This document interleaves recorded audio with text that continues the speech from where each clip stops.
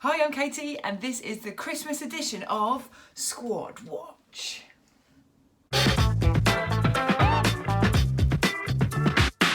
you're trying to be more sustainable this Christmas, and it needs to be low budget, low fuss, and just something that'd be a nice new habit to break.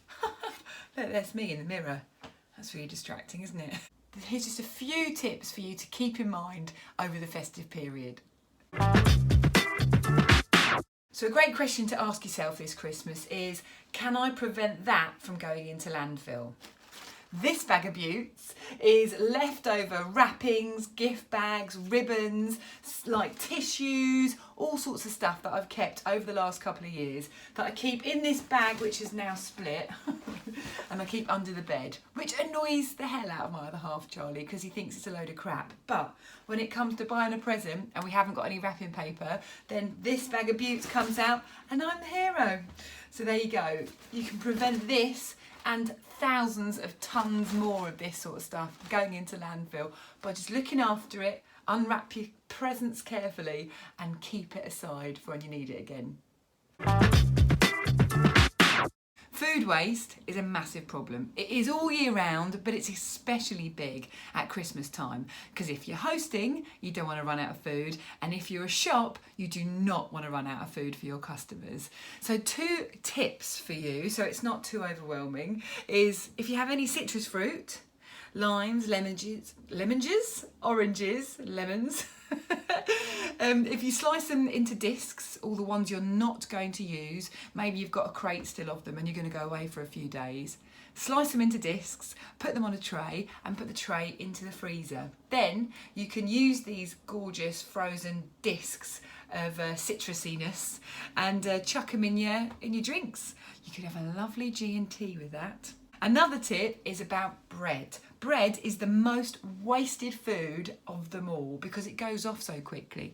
So if you've got yourself a lot of bread, be realistic, take a look at it and think, we're not going to eat all that, and chuck it in the freezer. The freezer is your friend. And if you've gone and bought yourself a lovely bloomer or something that's not yet sliced from a bakery, slice that bad boy up and put the slices you're not going to use in the freezer.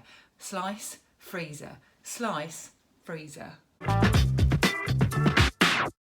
Books, often a very much appreciated Christmas present. And although it's Christmas Eve, so it's a bit late to tell you what books to buy and where to buy them, we like books all year round. And there's an awesome company in Goring called World of Books who only sell second-hand books. It's a really good setup. They've got a very good website and it's very similar to Amazon. It's that easy to use. You just search what you're looking for and then it brings up the book and it gives a grading of how read it is. I mean, even the books I've picked up that said it's well read are still in really, really good condition. So World of Books, go and check them out. They're actually based in Goring, which is in West Sussex, which is just down the road from me. There's a couple of little sustainable swaps from me. I actually had the privilege of spending some time with my next door neighbour Mim a couple of weeks ago, who has gone back to being a strict vegan, and she showed me how she makes her own version of cheese. Now, it is not like the vegan cheeses you can buy in the shop, and I feel as though we can't even call it cheese, but what it is really delicious and a nice alternative to dairy. Yes, I said it. An alternative to dairy. Have a great Christmas. Thank you so much for being with me all year this year. Here's Mim, and I'll be back very soon.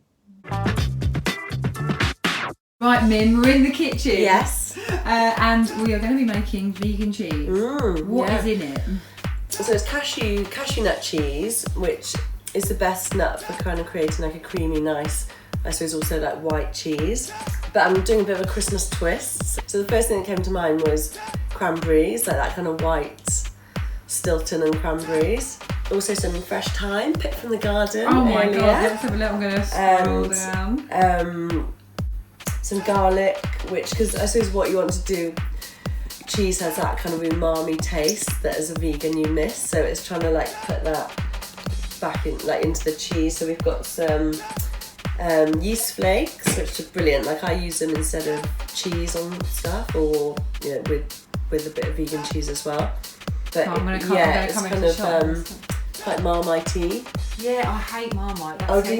you? Yeah. Some people call it hippie dust. Also some tahini. And I might also I'm going to taste it, but I might also put a bit of miso in. Oh, I use nice. miso quite a lot in cooking, but I just don't want the cheese to go brown. I want to keep it white, so I should get some white miso. And that's miso. good for gut health, isn't Really it? good, yes. Yeah. It's fermented soybeans.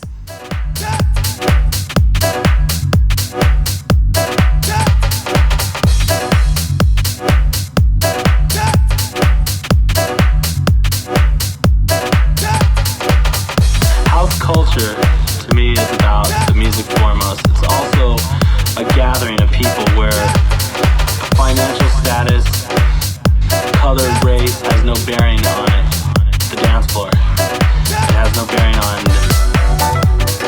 Raw Vibe or club or anything. It's one of the few places in the world where... So you haven't bought these, have you? No, they came with a vegan chocolate pudding that, just when you pop in the microwave. Perfect. Which was, yeah. I love that you've kept them behind. Yeah, yeah, it's it's good. really very sustainable. Very Mim. sustainable.